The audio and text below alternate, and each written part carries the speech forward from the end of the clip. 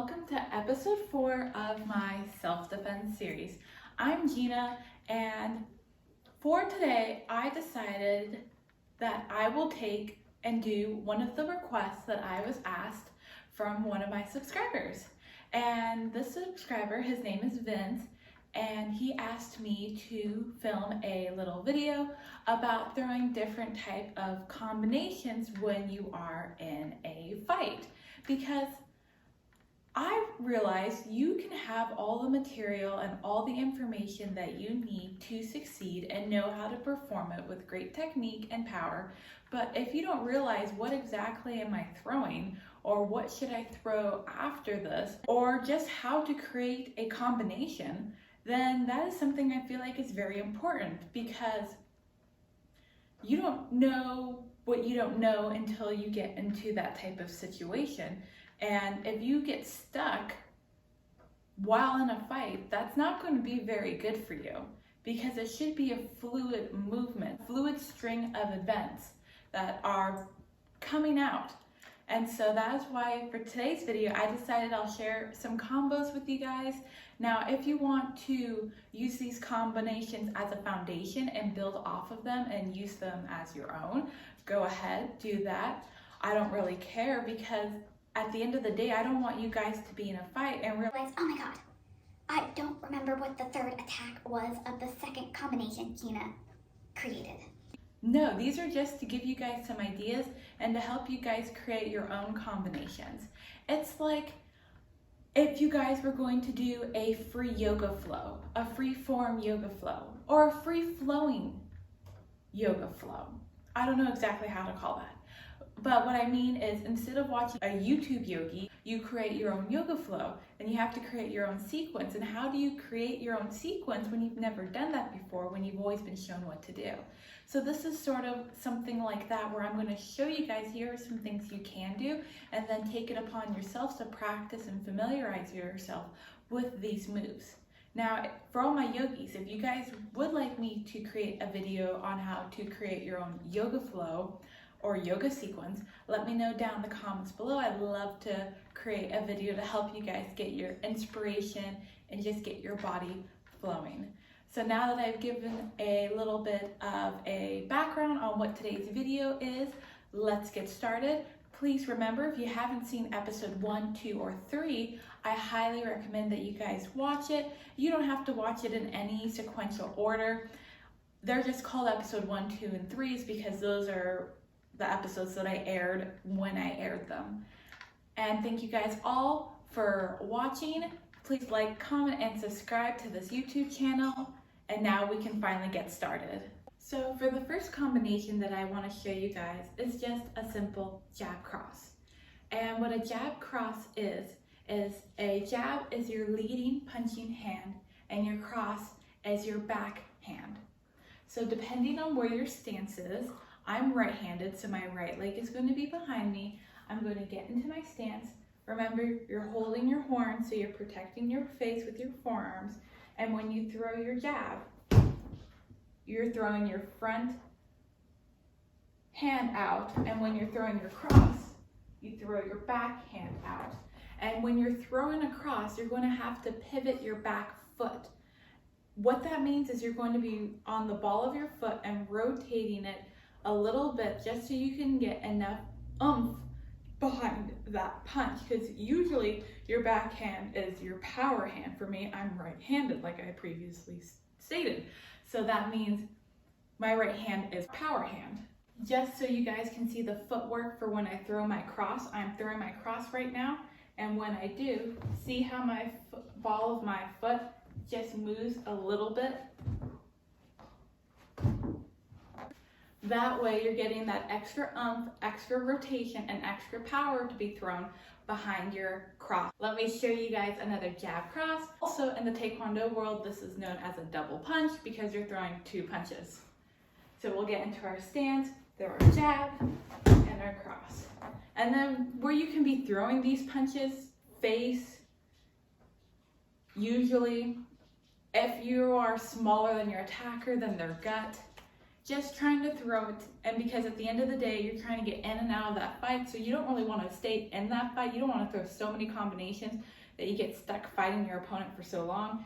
These attacks or these combinations are meant to be in and out, very quick, very powerful, and very effective, so you can leave and get some help. The next combination I want to show you guys will be a jab, cross, hook. So what that means is we're going to do a jab with our front hand, cross with our back hand. Remember, there's a pivot, and then we'll hook with our left. So we just go in and hook with our left hand. Now, of course, you could do jab, cross, hook. Feels a little awkward for me, but that is totally acceptable. Or you could also go jab, cross, hook to the body.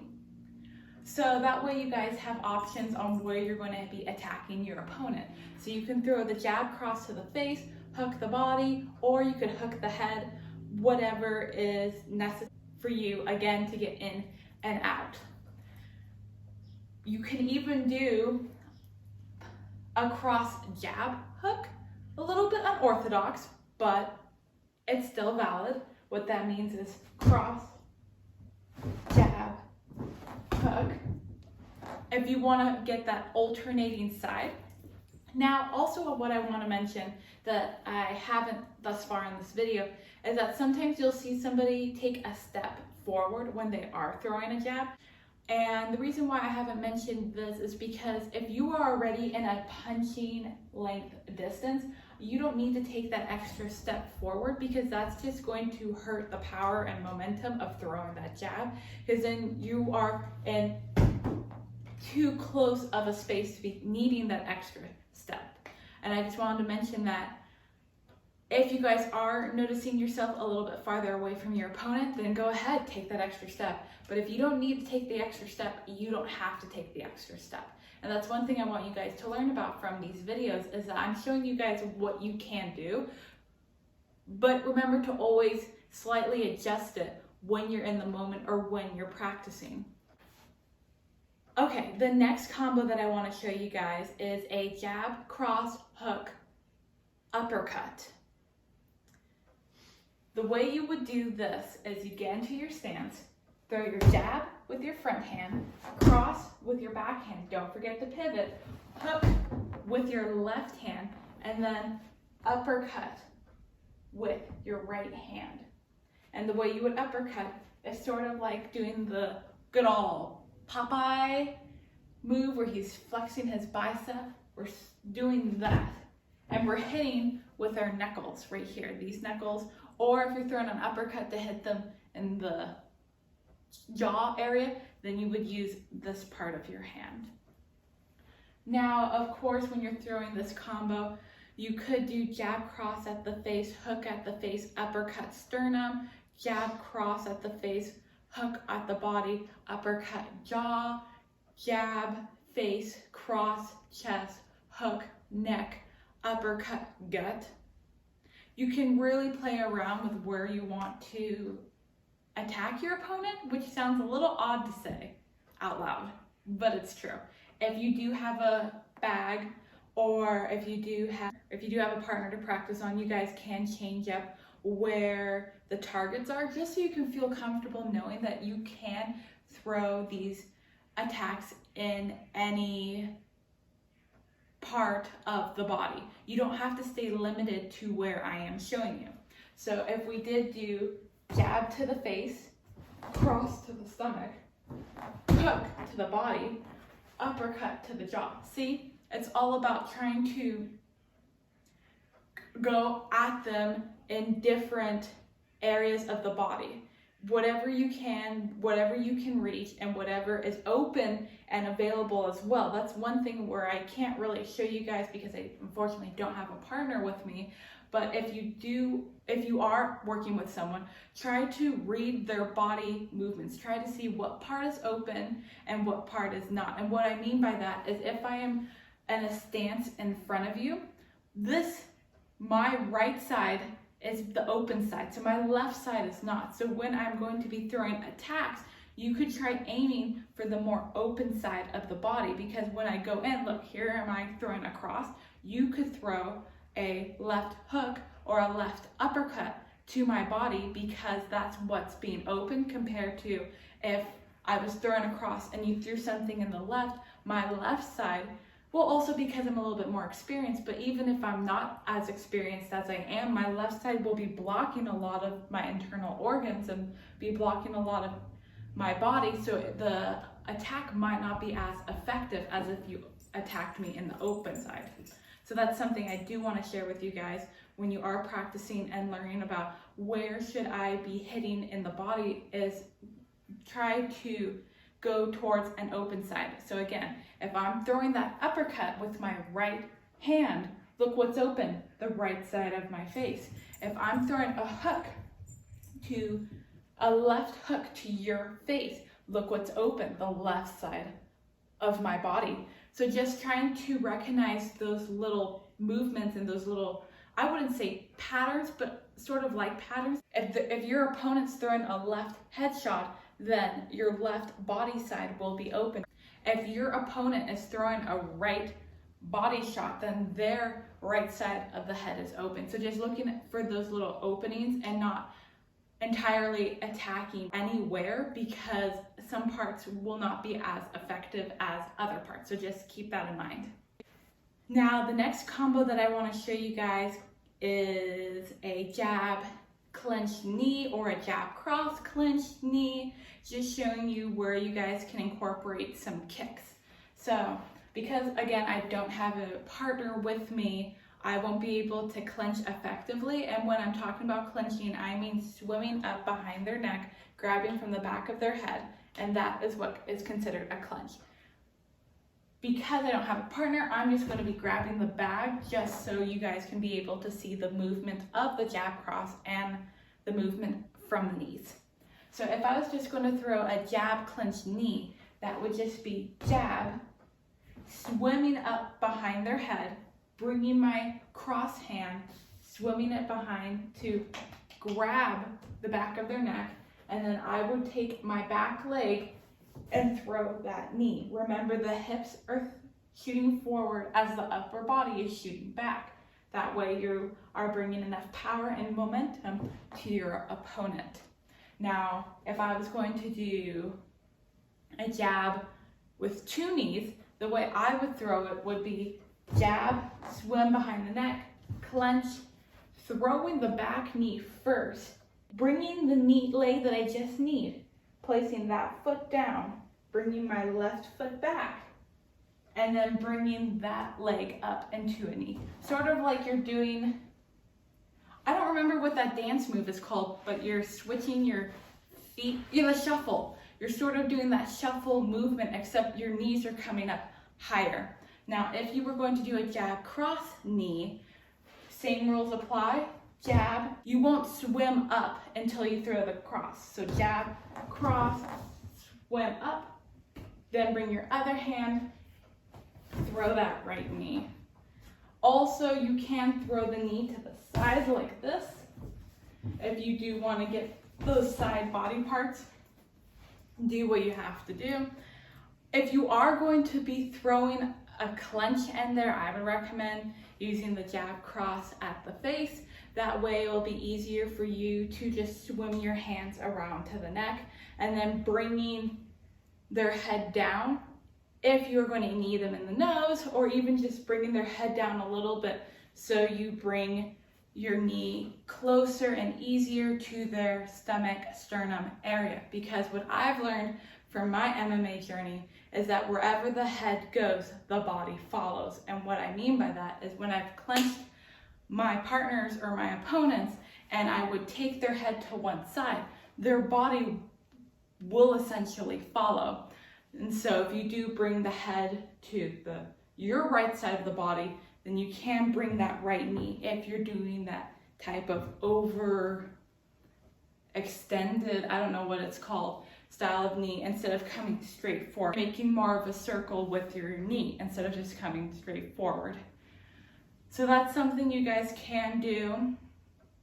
Again, you can also add a hook. You could do jab, cross, hook, clench, knee. That's totally effective if you can't add a little bit more blows to the head or to the neck or if you were going to go to the body, I would do jab, cross, hook. That when you do come to clench, if you are throwing that hook shot, making sure you're fast coming back to the neck, because that does take a second to move your hands up there. But again, if you've been fighting with your partner or opponent or attacker for a little bit, their senses probably won't have picked up on that as quickly as it would have if you guys just started your fight. Another attack that I just thought of would be great to use are your elbows. Your elbows are very pointy, and if used correctly, you can cut up the face. So I thought, oh, why haven't I shown you guys how to throw an elbow already? Don't ask me, I don't know. So because I don't have an opponent, the way I would be attacking them with an elbow, if I was going to use my right elbow, is I would throw the jab, my left hand, grab the left side of their face, cupping it, and using my right elbow to hit their face, using it sort of like that. And the reason I have my left hand there is just to hold their face steady so I can have a stable target.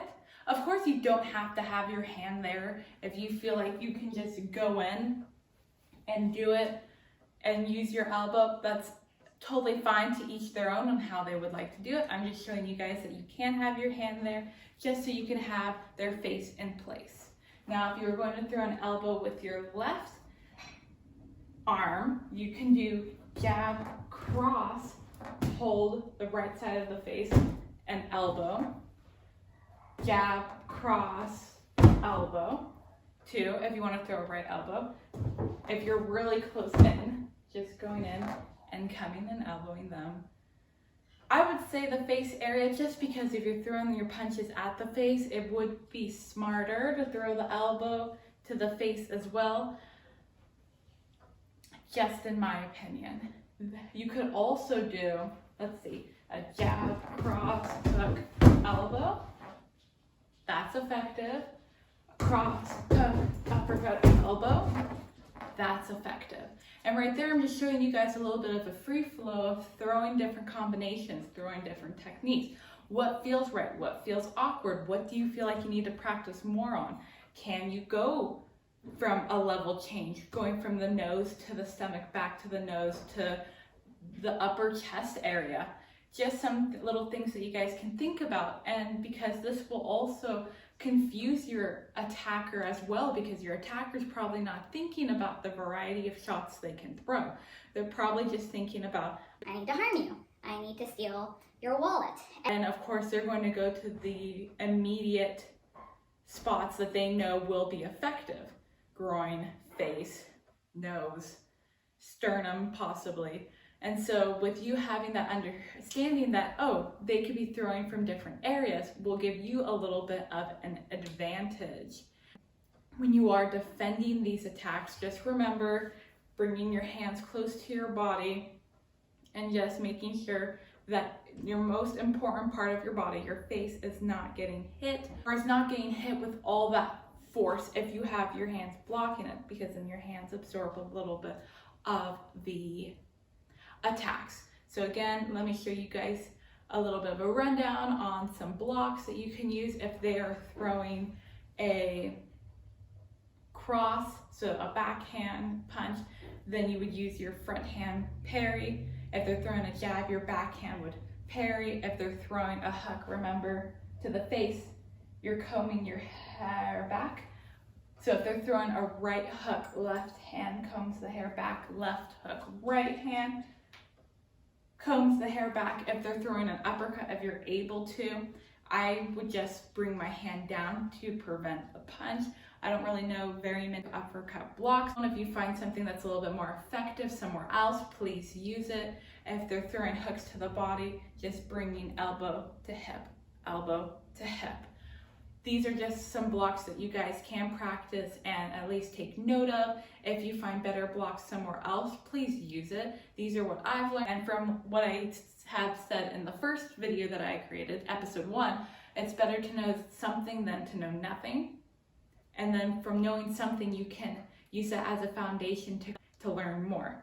So that's why I wanted to show you guys at least some simple defenses, since this video is mostly about attacks and I didn't really show a lot of blocks and defenses. But that's something that you can think of when you are in a fight and if they're coming at you. I just want to say again, thank you for watching. I hope some of these combinations were useful and help you guys think and realize that there's more to throwing attacks. That self-defense has a lot of different levels and a lot of different techniques and styles that you can use to help you go in and out and win your fight, and try not to get that hurt compared to just going and stepping into a fight and not knowing anything. I hope that you guys are practicing and that you're staying safe. Please practice responsibly. Don't just try and whip out everything on your bag and then you end up hurting yourself. Or if you are working with a partner and whipping everything out, please don't hurt your partner. They're there to help train you and they're there to help you grow, and that's why you're there with your partner, so you can help your partner become better as well. If you end up hurting your partner, then you don't have a partner and then you're working with a bag. And in my opinion, I'd rather work with a partner than a bag, but you gotta do what you gotta do. Please stay safe. Thank you again for watching. Like, comment, and subscribe if you haven't already. I have not decided if the next week's video will be another self-defense video or if I'll throw in a little bit of a yoga flow. If you guys have an opinion on it, I will probably put a poll on my Instagram at StuffGinaDoes, so look out for that. Or you can comment down below on what you guys would like to see for next week's video. Thank you guys again. I hope you did learn something, and please stay safe, stay happy, and I'll see you in next week's video. Bye everyone.